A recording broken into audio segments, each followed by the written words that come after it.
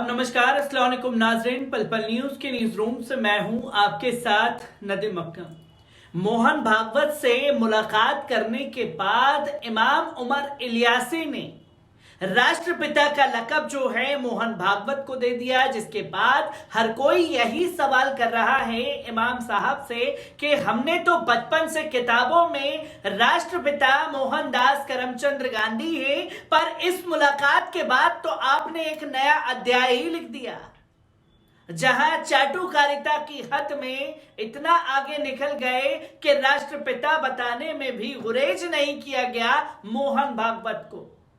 जिसके बाद लगातार कई लोगों का सवाल जो है वो इमाम उमर इलियासी को लेकर के उठने लगा। तो वहीं इमाम उमर इलियासी की आखिरकार ऐसी क्या मजबूरी रही है या किस लिए वो बयान दिया गया है, जिन वजहों का सामने आना जरूरी है।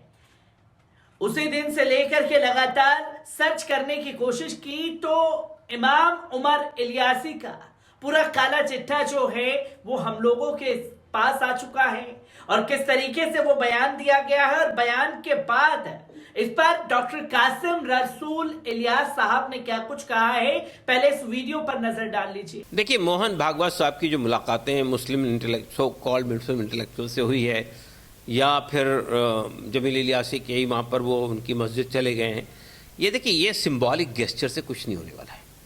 मोहन भागवत ने कोई बयान नहीं दिया जब मुसलमानों की लिंचिंग हो रही थी। मोहन भागवत ने कोई बयान नहीं दिया जब मुसलमानों की जिनोसाइड के नारे लगाए गए थे, बातें की जा रही थी, उस पर कॉन्फ्रेंसें हो रही थी।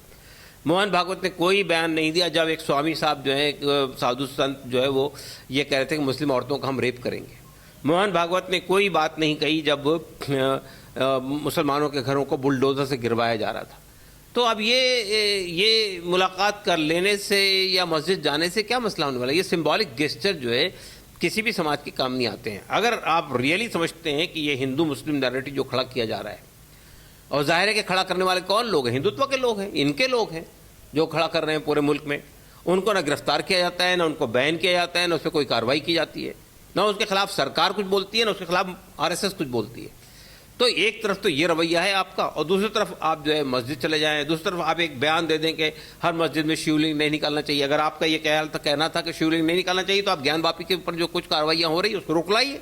आप ही के लोग हैं जो कर रहे हैं इस काम को। तो दोस्तों, आपने देखा कि किस तरीके से डॉक्टर कासिम रसूल इलियास साहब ने इमाम उमर इलियासी और मोहन भागवत की उस मुलाकात का काला चिट्टा खोलने की कोशिश की, जिसमें वो ये भी बताने की कोशिश कर रहे थे कि साहब हमें तो जो है ये बताया गया कि काफिर जो है वो हिंदुओं को बोला जाता है। काफिर को लेकर के भी हमने डॉक्टर कासिम रसूल इलियास साहब से बात की तो उन्होंने बारीकी से तमाम चीजों को सामने रखा। अब उस पहलू पर नजर डालते हैं जिस वजह से ये बयान दिया गया इमाम उमर इलियासी के जरिए।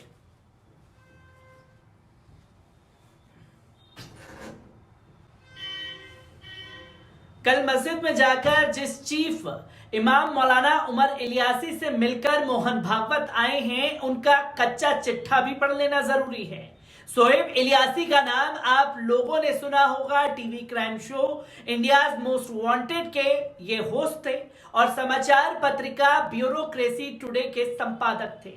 सन 2000 में इन्हें अपनी पत्नी अंजू सिंह की हत्या और दहेज मांगने के आरोप में भारतीय दंड संहिता की धारा 304B के तहत गिरफ्तार किया गया था।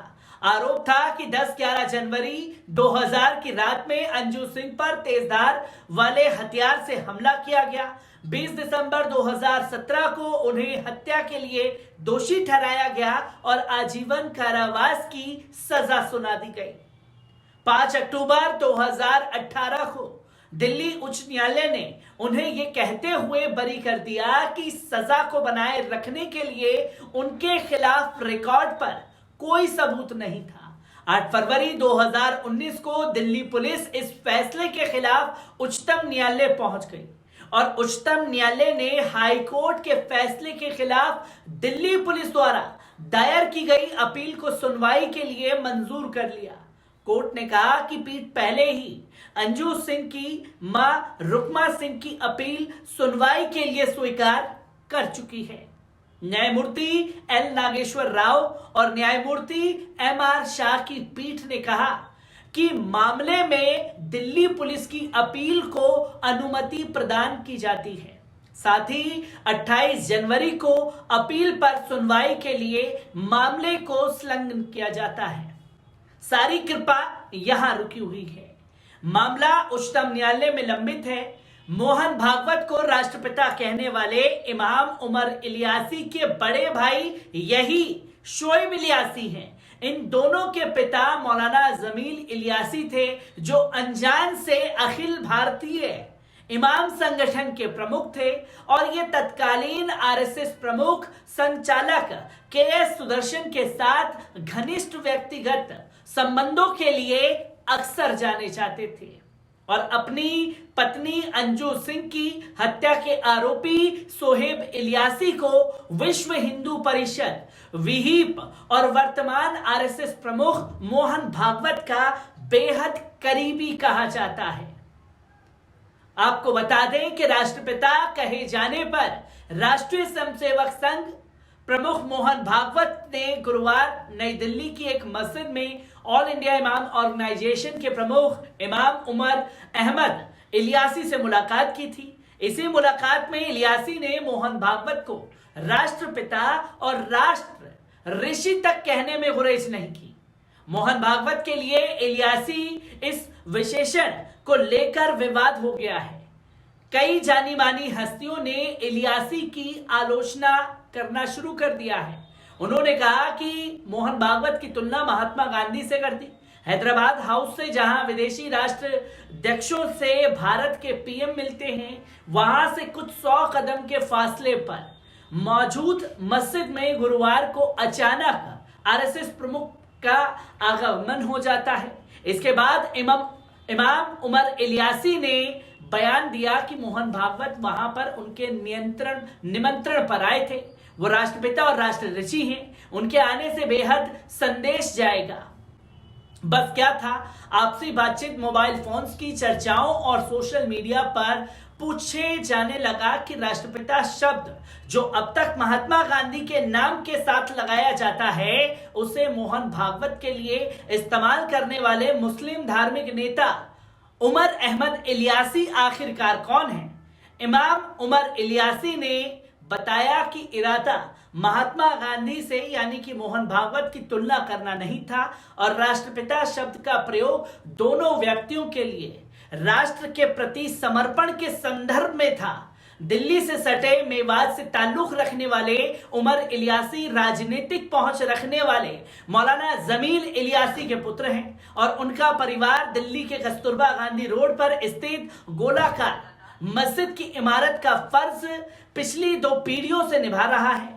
साथ ही वे 5 लाख इमामों का प्रतिनिधित्व करने वाले ऑल इंडिया इमाम ऑर्गेनाइजेशन के चीफ इमाम भी हैं। लेखक और दिल्ली शहर के करीब से जाने वाले विवेक शुक्ला उन्हें पंडारा रोड के सरकारी स्कूल के सहपाठी और क्रिकेट के बेहतरीन खिलाड़ी के तौर पर याद करते हैं और ये कहते हैं कि उन्हें बैटिंग और फील्डिंग में आनंद आता था। हालांकि उम्र बढ़ी तो उनका रास्ता बदल गया। क्रिकेट में क्या अब भी दिलचस्पी है? इस सवाल पर इमाम उमर कहते हैं कि आज के दौर में जिस खेल की जरूरत है वो है पैगाम मोहब्बत, जिसे फैलाने की वो पूरी कोशिश कर रहे हैं। और गुरुवार के दिन हुई बैठक भी 2 दिलों का मिलन ही था, जिसके बारे में इमाम उमर इलियासी बोलते हुए दिखाई दिए। पर उन वजह को देश की जनता के सामने आना जरूरी है जिसकी तलवार उनके भाई के ऊपर लटकी हुई है। शायद मोहन भागवत से मिल करके राहत शोएब इलियासी को उस केस में मिल जाए जिसकी तस्वीरें लगातार सामने आती रहती हैं। और मेहरबानी तो हमने गुजरात के उन बलात्कारियों के ऊपर भी देखी है भारतीय जनता पार्टी की, जिन्होंने दुष्कर्म किया था बिल्किस बानो का और किस तरीके से सरकार ने उन्हें रिहा कराने का काम कराया है। मैं ऐसी ही खबरों से आपको रूबरू कराता रहूंगा। दीजिए इजाजत, शुक्रिया।